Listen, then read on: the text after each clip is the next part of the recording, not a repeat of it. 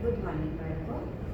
આપણે આસપાસની દુનિયામાં ઘણું બધું આગળ વધી રહ્યા છીએ અને તમે ચોથા પાઠમાં જાણી લીધું છે કે ઘર વિશે આપણે ઘણું બધું શીખ્યા. ઘર એટલે દરેક વ્યક્તિના જીવનમાં સમાયેલી એક એવી વાર્તા, અને એ જ વાર્તા એટલે કે એના સપનાઓમાં સમાયેલું એક ઘર. ઘર એ વ્યક્તિનું અંગત સામ્રાજ્ય કહેવાય છે. કેમ બાળકો સામ્રાજ્ય કહેવાય છે? તો કે ઘરનો એ પોતે રાજા હોય છે.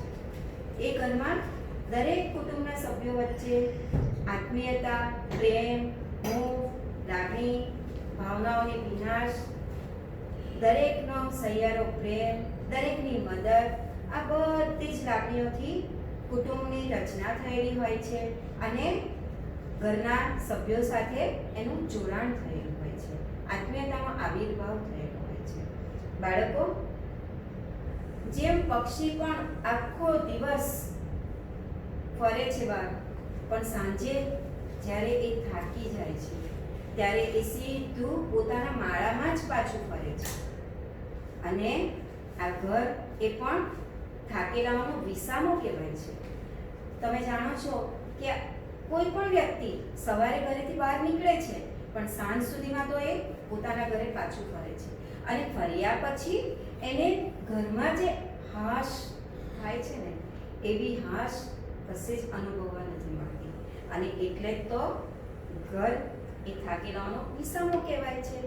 આપણે આગળના પાઠમાં શીખી ગયા કે ઘર ત્યારે જ ઘર બને છે કે જ્યારે પરિવારના સભ્યો એકબીજાના સહકારની ભાવનાથી એમાં જોડાય છે, એકબીજાના હૂંફ, પ્રેમ, લાગણીથી એમાં જોડાય છે.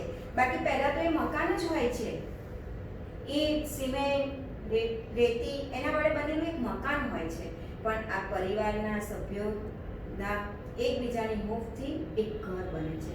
અને બાળકો, ઘર એ તો સંસ્કારોની પાઠશાળા કહેવાય છે.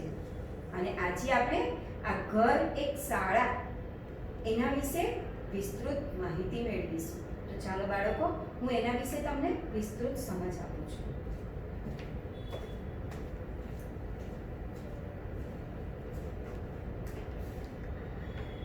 બાળકો, હંમેશા બાળક શીખવાની પહેલી શરૂઆત તો ઘરમાં રહીને જ કરે છે, અને એટલે જ ઘરને આપણી પ્રથમ શાળા કહેવાય છે.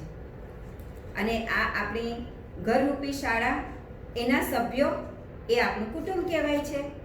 આપણે જાણીએ છીએ કે આપણે જ્યારે શાળામાં પણ ભણવા આવીએ છીએ તો આપણે શાળામાં બધા પરિવારના સભ્યોની એકબીજાની સહકારની ભાવનાથી આપણે જોડાયેલા હોઈએ છીએ.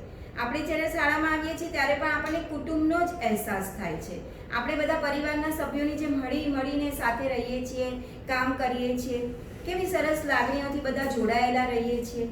એ જ રીતે ઘરના સભ્યો પણ એકબીજાની લાગણીથી, સહકારની ભાવનાથી જોડાયેલા રહે છે. આપણે બીજે ક્યાંકથી કંઈ શીખીએ છીએ ને તેના કરતાં વધારે આપણા કુટુંબમાંથી શીખીએ છીએ. અને એટલે જ આપણે દરેક આપણા કુટુંબથી ખૂબ જ નજીક હોઈએ છીએ. કુટુંબના સભ્યો, જેમ કે કુટુંબના સભ્યોમાં આવે છે આપણા મમ્મી, પપ્પા, દાદા, દાદી, કાકા, કાકી, ભાઈ, બહેન. બરાબર ને બાળકો?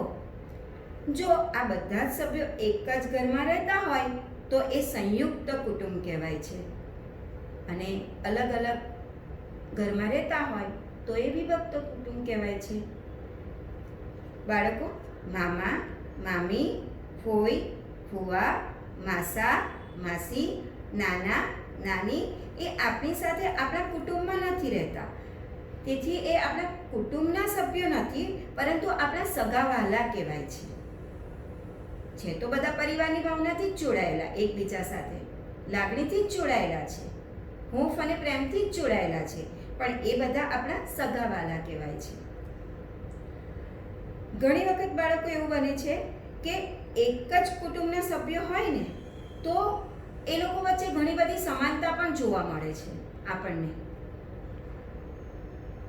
કેમ કે ઘણીવાર એવું બને છે કે કુટુંબના સભ્યોમાં એકબીજાના ચહેરા સરખા જોવા મળે છે. ઘણીવાર બોલવાની રીતભાત પણ સરખી જોવા મળે છે. ઘણીવાર હસવાની રીત પણ ઘણાની સરખી જોવા મળે છે. બાળકો ચાલવાની રીતમાં પણ સમાનતા જોવા મળે છે. અને ઘણીવાર આપણને એવું જોવા મળે છે કે એક જ કુટુંબના સભ્યો હોય ને છતાં પણ એકબીજા વચ્ચે ઘણી બધી વિવિધતા જોવા મળે છે. એવું લાગે જ નહીં કે આ લોકો એક કુટુંબના સભ્યો છે. કેમ કે ઘણીવાર એવું બને છે કે ભાઈ બહેનના વાળમાં વિવિધતા જોવા મળે છે, એ લોકોના સ્વભાવમાં વિવિધતા જોવા મળે છે અને ઘણી બધી વાતોમાં વિવિધતા આપણને જોવા મળે છે. ઘરથી આપણી સમૂહભાવનાના ગુણોનો વિકાસ થાય છે. ઘરમાંથી જ આપણે ઘણું બધું શીખીએ છીએ. આમ ઘર એ આપણા પરિવારના સંસ્કારોની પાઠશાળા છે. હવે બાળકો, કુટુંબના સભ્યો હોય છે તો કુટુંબના સભ્યોના કામ પણ અલગ અલગ હોય છે. જો કોઈ એક કુટુંબ કોઈ ચોક્કસ વ્યવસાય સાથે જોડાયેલું હોય તો તે કુટુંબના સભ્યો એ વ્યવસાય સાથે સંકળાયેલા કામમાં એકબીજાને મદદરૂપ પણ થતા હોય છે. તમે પણ થતા હશો ને? તમારા પપ્પાને કોઈ કામમાં મદદ કરતા હશો, મમ્મીને કરતા હશો. તમારા ઘરે તમારા પપ્પાનો અથવા દાદાનો કોઈ એવો ધંધો ચાલતો હશે તો એમાં પણ તમે મદદરૂપ થતા હશો. ધારો કે હું તમને એક ઉદાહરણ આપું છું કે કોઈ કુટુંબ ધોબીના વ્યવસાય સાથે સંકળાયેલું છે તો કપડાં ધોવામાં, કપડાં સૂકવવામાં, ઇસ્ત્રી કરવામાં આમ અલગ અલગ રીતે આપણે મદદ કરતા હોઈએ છીએ. અને એવી રીતે એકબીજાને મદદ કરવાથી કામ ઝડપથી પણ થાય છે અને સરળતાથી પણ થાય છે. અને આ રીતે બાળકો રોજના કામમાં કુટુંબના સભ્યોની એકબીજાએ મદદ કરવી જ જોઈએ. કેમ કે ઘર એ તો આપણા સૌનું સહિયારું છે અને આપણે એકબીજા સાથે સહકારની ભાવનાથી જોડાયેલા છીએ. તો આપણે એ લોકોને એકબીજા સાથે મદદરૂપ થઈને આગળ વધવું જોઈએ. હવે બાળકો, આપણે જોઈશું, આપણે એ તો જોઈ લીધું કે આપણા કુટુંબના સભ્યો એકબીજાને મદદ કરે છે, સહકારની ભાવનાથી જોડાયેલા હોય છે. તો હવે એ પણ જાણવું પડશે આપણે બાળકો કે આ કુટુંબ કેમ જરૂરી છે, કુટુંબ કેમ હોવું જોઈએ. તો બાળકો, એનું ચોક્કસ કારણ તો એ જ છે કે બાળક કુટુંબના સભ્યો પાસેથી જ ઘણું બધું શીખે છે. નાનો હોય છે ત્યારે તો ઘરે જ ચાલતા, બોલતા, સમજતા બધું શીખે છે. કુટુંબના સભ્યોના વ્યવહારમાંથી જ ઘણું બધું શીખે છે. કુટુંબના સભ્યો પાસેથી એ જુદી જુદી બાબતો શીખે છે. કોઈની પાસેથી સાયકલ ચલાવતા શીખે છે, કોઈની પાસેથી પતંગ ચગાવતા શીખે છે અને કોઈની પાસેથી ઘરના સભ્યો પાસેથી ગીત ગાવાનો ગુણ પણ શીખી જાય છે. એ જ રીતે સાચું બોલતા પણ શીખે છે, સમૂહ ભાવના કેળવતા પણ શીખે છે, સાથે હળી મળીને રહેતા પણ શીખે છે અને સંસ્કાર મૂલ્યો પણ એનામાં આવે છે. જેવી રીતે માતા પિતાનું કહેવું માનવું, વડીલોને માન આપવું, વડીલોને નમન કરવું અને હંમેશા એમની આજ્ઞાનું પાલન કરવું. આપણને વડીલો કંઈ પણ કહે તો એમને સામે આપણે જવાબ નહીં આપવો જોઈએ. ઘણીવાર એવું થાય છે કે વડીલો આપણને કંઈ કહે છે તો આપણે એમને વાતને સમજવા વગર જ સામે જવાબ આપી દઈએ છીએ. તો બાળકો, એ બધું પણ બરાબર નથી. આપણે હંમેશા વડીલોની વાતને માનવી જોઈએ, એમની આજ્ઞાનું પાલન કરવું જોઈએ, હંમેશા એમને માન આપવું જોઈએ. એ જ રીતે કોઈ પણ દિવસ ચોરી ન કરવી, કોઈને ખરાબ શબ્દો ન બોલવા અને ઘરમાં પણ આપણે શિસ્ત અને સભ્યતા સાથે દરેક સાથે આપણે વર્તન રાખવું જોઈએ. આ બધું જ આપણે ઘરમાંથી શીખીએ છીએ. બાળકો, આપણે ઘરને ખરા અર્થમાં ઘર ત્યારે જ બનાવી શકીએ છીએ બાળકો કે જ્યારે ઘરના સભ્યોનો એકબીજા સાથેનો વ્યવહાર નિખાલસ હોય, પ્રેમભર્યો હોય અને ઘરનું વાતાવરણ પણ કેવું હોય? સુખ અને શાંતિભર્યું હોય. પણ બાળકો, આ વાતાવરણ એ રીતનું બનાવવા માટે કુટુંબના કેટલાક નિયમો પણ હોય છે. હંમેશા આવું સુખ શાંતિભર્યું વાતાવરણ દરેક કુટુંબમાં નથી બની જતું.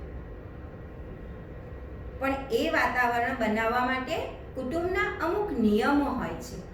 એ નિયમોનું જો પાલન કરવામાં આવે, દરેક સભ્યો જો આ નિયમોનું પાલન કરે તો ખરેખર એ ઘર સુખ શાંતિભર્યું, હૂંફાળા વાતાવરણવાળું બની રહે, વિવેકભર્યું બની રહે અને હંમેશા એ ઘરના દરેક સભ્યોના વ્યવહારમાંથી બીજા કુટુંબના સભ્યો પણ ઘણું બધું એમાંથી સારું વર્તન શીખી શકે છે. તો બાળકો, આપણે જાણીએ છીએ કે દરેકને માટે કુટુંબ ખૂબ જ જરૂરી છે. તો દરેક કુટુંબમાં કોઈ ચોક્કસ નિયમો હોય છે અને એ નિયમોનું ઘરના બધા જ સભ્યો પાલન કરતા હોય છે. દાખલા તરીકે સવાર સાંજ પ્રાર્થના કરવી, બૂટ ચંપલ પહેરીને ઘરમાં ન આવવું, દરેક સભ્યોએ ઘરમાં જ્યારે ભેગા થાય છે ત્યારે સાંજના સમયે પણ સાથે બેસીને જમવું જોઈએ અને જમતી વખતે ટીવી ન જોવું જોઈએ. સભ્યો જો ટીવી જોતા હશે, જમતા હશે તો એ યોગ્ય વર્તન નહીં કહેવાશે. પરંતુ દરેક સભ્યએ સાથે બેસીને જમવું જોઈએ અને આખા દિવસમાં થયેલ દરેક ઘટનાઓની ચર્ચા કરવી જોઈએ. નિખાલસતાથી બધી ચર્ચા કરવી જોઈએ. અને આપણે આવા બધા નિયમો પાડીએ છીએ ને ત્યારે બાળકો, આ નિયમો દરેક વ્યક્તિમાં સારા ગુણો, સારી આદતો વિકસાવે છે અને દરેકને સારા નાગરિક બનાવે છે. બાળકો, હું એવું માનું છું કે તમારા કુટુંબમાં પણ આવા બધા નિયમો હશે, ખરું ને? કે દરેક કુટુંબના સભ્યો દરેક બાળકોને સારા સંસ્કાર મૂલ્યો સિંચન કરવા માંગતા હોય છે. તો દરેક કુટુંબમાં આવું શિસ્તભર્યું, સભ્યતાભર્યું વર્તન હશે જ. તો બાળકો, આપણે જોયું કે ઘર ખરા અર્થમાં ઘર ત્યારે જ બને છે કે જ્યારે ઘરના સભ્યોનો એકબીજા સાથેનો વ્યવહાર સૌજન્યશીલ હોય, નિખાલસ હોય, પ્રેમાળ હોય, સુખ શાંતિ ભરેલું હૂંફાળું વાતાવરણ હોય.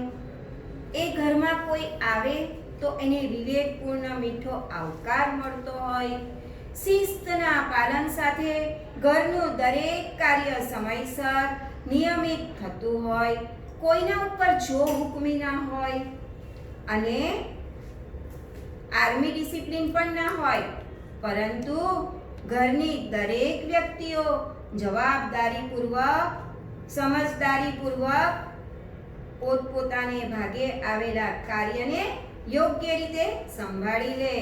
અને આવું બધું દરેક ઘરમાં હોય ને તો બાળકો, એ ઘર ખરેખર પૃથ્વી પરનું સ્વર્ગ કહેવાય.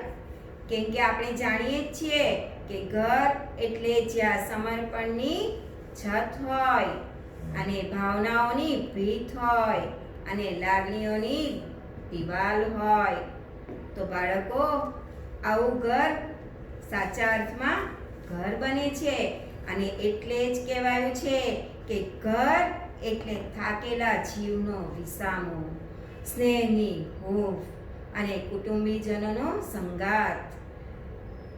તો બાળકો, આપણે આ ઘર વિશે ઘણું બધું શીખ્યા, સમજ્યા. તો તમે પણ તમારા ઘરમાં આ જ રીતે દરેક વડીલોની આજ્ઞાનું પાલન કરજો, વડીલોની સાથે શિસ્તભર્યો, સભ્યતાભર્યો વ્યવહાર રાખજો અને હળી મળીને ખરેખર ખરા અર્થમાં ઘર છે સૌનું સહિયારું એ બનાવવાનો પ્રયત્ન કરજો. ગુડ બાય બાળકો.